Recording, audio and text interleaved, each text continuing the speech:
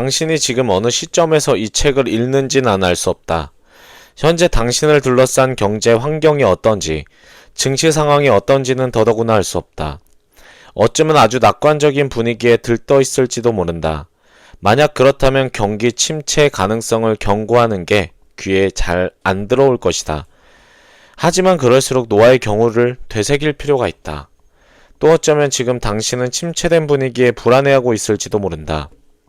그래서 어차피 지금은 투자해봐야 큰 수익을 기대하기 어렵다고 생각할 수도 있다. 또 주변에 많은 사람들이 경기가 안 좋아, 당장 먹고 살기도 힘든데 비상자금을 만들 여력이 어디 있느냐고 앓는 소리를 해대고 있다. 그러면 그럴수록 사막 한가운데에서 방주를 만들었던 노아를 거울 삼아 지금 투자하라는 나의 호소를 절대 흘려듣지 말라. 그리고 어떤 극한 상황이 다가와도 현혹되지 않는 것이 중요하다. 1929년과 같은 세계 대공황이 실제 닥치지 않는 한 우리는 얼마든지 돈을 모으고 저축할 수 있다. 내 말을 믿어라. 당시의 대공황은 사람들이 상상하는 것보다 훨씬 더 심각했다. 아주 극단적인 비관주의자들의 예측마저도 실제 벌어진 상황 앞에선 아무것도 아니었다. 그러므로 대비를 게을리하지 말라. 언제고 풍년은 돌아온다. 그리고 흉년도 마찬가지다. 그러므로 과장된 비관론에 위축되지도 말고 근거 없는 낙관론에 사로잡히지도 말라. 차라리 그 시간의 경제에 대한 안목과 지능을 키워라. 중요한 결정은 스스로 해라. 단 결정할 땐 다음 장에 소개되는 기본 원칙들을 명심해라. 물론 그 기본 원칙들을 따른다고 해서 자동으로 모든 결정을 제대로 하게 되는 건 아니다. 좋은 투자자는 경기 사이클에 영향받지 않고 돈을 벌어들이는 사람이다. 그리고 한두 번 잘못된 결정을 하더라도 전체적으론 돈을 불리는 사람이다. 그것은 기본 원칙을 충실히 따를 때 가능한 일이다. 변명하지 마라. 나의 재정 멘토는 종종 이런 말을 했다.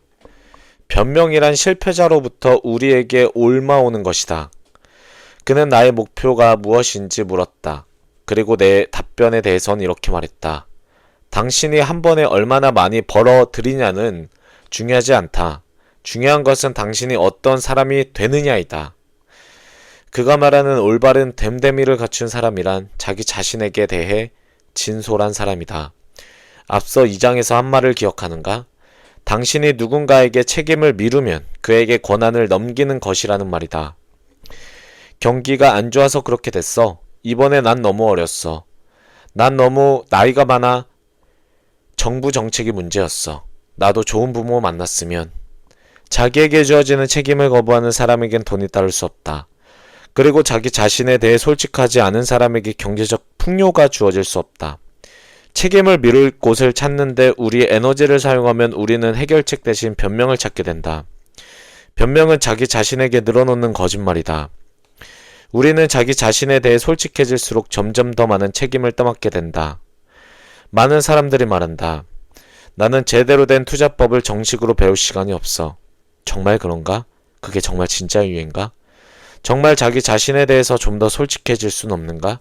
투자법을 배우는데 시간을 들일 준비가 나는 아직 안 돼 있다고 솔직하게 말하는 건 어떤가?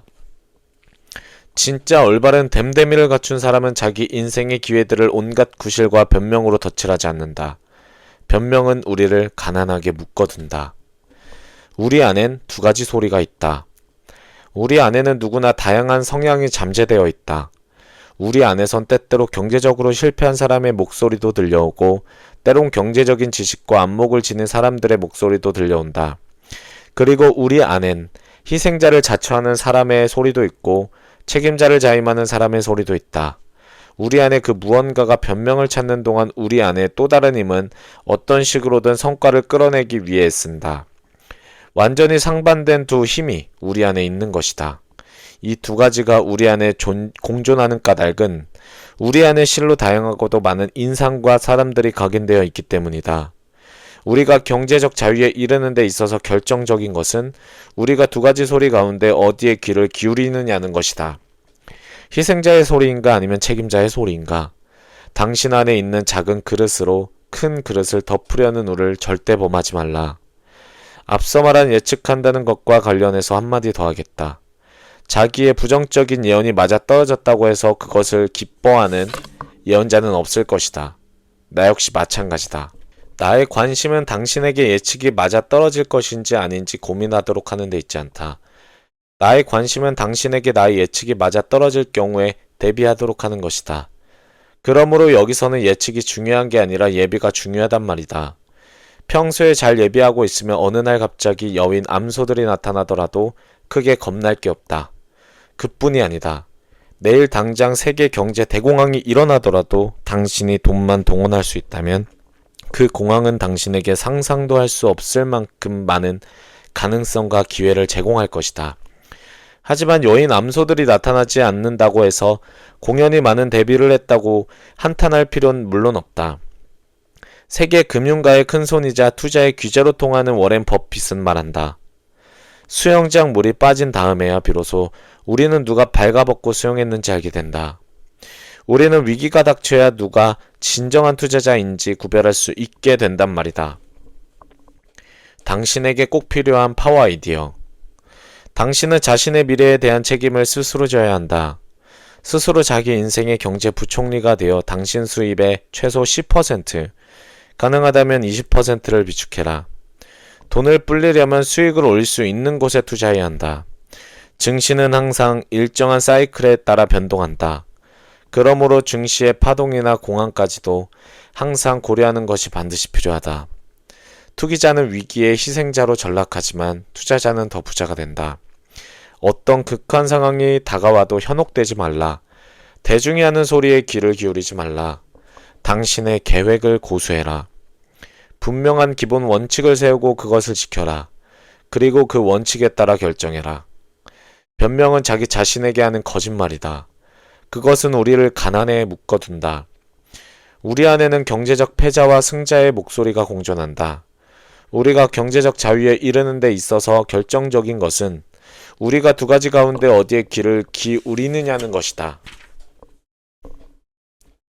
11번째, 투자의 기본 원칙. 자본주의와 사회주의의 차이는 아주 간단히 설명된다. 그것은 커다란 케이크를 불공평하게 나누느냐, 작은 케이크를 공평하게 나누느냐의 차이다. 그런데 그 결과를 보면 공평하게 나눈 작은 케이크 조각이 불공평하게 나눈 커다란 케이크의 작은 조각보다도 훨씬 작다. 앙드레 코스톨라니. 독일 내외의 많은 저널리스트들은 나를 두고 돈의 도가 통한 사람이라고 부른다. 하지만 분명히 말하건대 나는 그 정도 도사는 아니다. 돈에 대한 도사가 되려면 실수를 하지 말아야 한다. 하지만 나는 많은 실수를 했고 앞으로도 하게 될 것이다. 그보다 나의 관심은 많은 사람들이 자기 삶의 질과 품위를 높이도록 돕는 데 있다.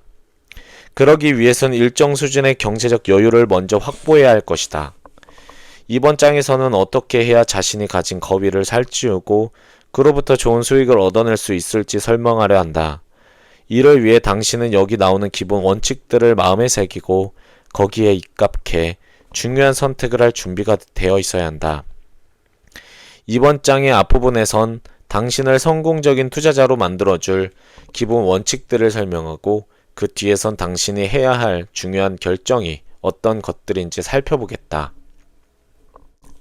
제1부 성공적인 투자자가 되기 위한 기본 원칙. 이제부터 설명하는 기본 원칙들은 모두 일반적인 상식에 기초한 아주 단순 명료한 것들이다. 여기서 아주 전문적인 투자 방법을 조언하는 것은 이 책이 지닌 의미에 부합하지 않는다. 그것은 경솔한 일일 뿐 아니라 아주 위험한 일이기도 하다. 지금처럼 모든 환경과 상황이 어제 다르고 오늘 다른 시대의 투자 상품과 가능성 역시 시시각각 변하기 때문이다. 그래서 나는 투자의 기본 원칙들과 거기에 필요한 중요 결정들을 언급하는 것에 내 역할을 제안하려 한다. 차이를 구분하는 법을 배워라. 당신은 독이 든 음식을 먹고 크게 탈난 적이 있는가? 몇 년 전 나는 멕시코에서 곤충에 독이 들어간 달걀 요리를 먹은 적이 있다. 요리사가 독가루를 밀가루로 잘못 알고 요리 반죽에 집어 넣었다는 게 나중에 밝혀졌지만 아무튼 그때 바로 의사가 손을 대지 않았더라면 무슨 일을 당해도 크게 당했을 것이다. 자연 곳곳에 있는 식물과 생물들 가운데는 우리에게 도움이 되는 것들이 있는가 하면 우리에게 해가 되는 것들도 있다. 심지어 어떤 것들은 아주 치명적인 해를 끼치기도 한다.